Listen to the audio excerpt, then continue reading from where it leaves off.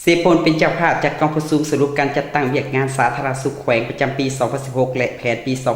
2017 เพื่อเป็นการทบทวนคืนผลงานการเคลื่อนไหวเวียกงานสาธารณสุขแขวงในระยะผ่านมา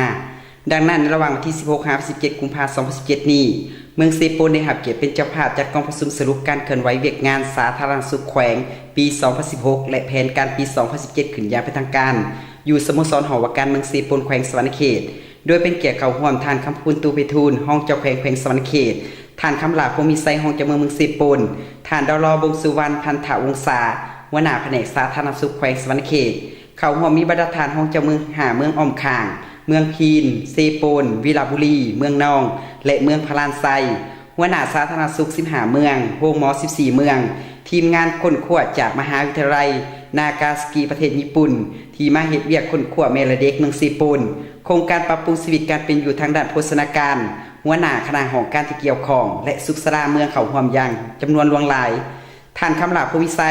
ได้ให้เกียรติขึ้นกล่าวคำต้อนรับแขกกองประชุมซึ่งท่านได้แสดงความขอบใจมายังการนำของแขวงและแผนกสาธารณสุขแขวงที่ให้เกียรติเมืองเซโปนเป็นเจ้าภาพจัดกองประชุมพร้อมทั้งรายงานโดยย่อทั่วเมืองเซโปนมี88บ้าน6จุดซุ้มในนั้น3จุดซุ้มของแขวงและ3จุดซุ้มของเมืองมี4กลุ่มบ้าน14บ้านใหญ่9,118 ครัวเรือน 10,056 ครอบครัว 55,666 คนยิง1,098มี4เผ่าเผ่าตีมังกรกวาม69ส่วนห้อยเผ่ากุไทยและเผ่าลาวทางด้านพื้นฐานโครงหลังของเมืองแม้ได้รับการพัฒนาอย่างต่อเนื่องโดยเฉพาะเส้นทางระหว่างบ้านต่อบ้านไฟฟ้าและอื่นๆในกองประชุมท่านบงสุวรรณพันธวงศาได้ขึ้นมีคำเห็นและกล่าวเปิดกองประชุมอย่างเป็นทางการซึ่งท่านได้ยกให้เห็นถึงการเคลื่อนไหวเวียกงานสาธารณสุขแขวงในระยะผ่านมาศกปี 2016 และแผนปี 2017 เกี่ยวกับการปฏิบัติแผนงานใหญ่เช่นแผนอนามัยและส่งเสริมสุขภาพแม่เล็งใส่อัตราการปกคุมแม่มารกวดท้องเวียกงานสุขภาพแม่และเด็กอัตราการเกิดลูกอยู่สถานที่บริการอัตราการเกิดลูกมีแพทย์ช่วยเกิดอัตราปกคุมสักยับกันพยาธิอัตราคุมกำเนิดในแม่ยิงแต่ละเมืองอัตราการตายของแม่และเด็กแต่ละเมืองแม่ลดลง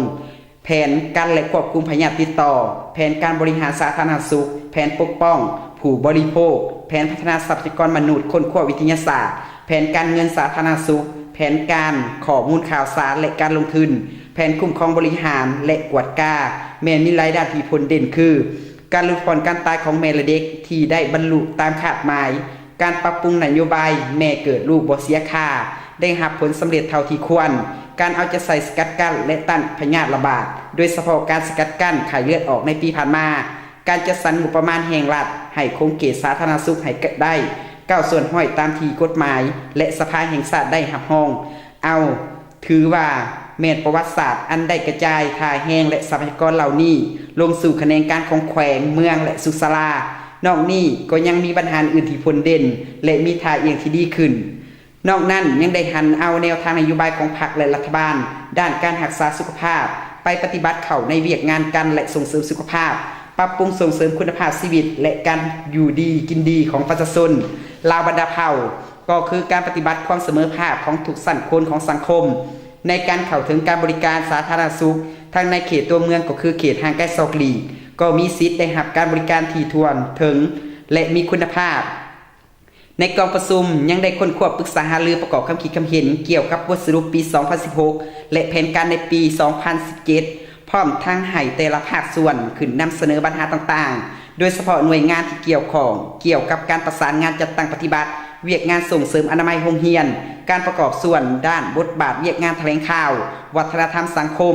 กับการโฆษณาของเขตเวียกงานสาธารณสุขการประสานงานระหว่างธนาคารเลือดกับโรงหมอแขวงและโรงหมอเมือง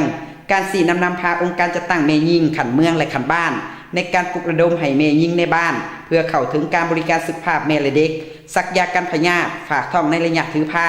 วางแผงลูกห่างและการบริการเกิดลูกและปิ่นปัวเด็กน้อยลุ่ม5 ปีบ่เสียค่าระบบส่งต่อคนเก็บไปโรงหมอแขวงและการพัฒนาบุคลากรสาธารณสุขการสีนำพาสุขอยู่อำนาจการปกครองบ้านเพื่อปลุกระดมคนควายประชาชนใส่เวียกงานแขลงขบวนการสักยากันพยาธิ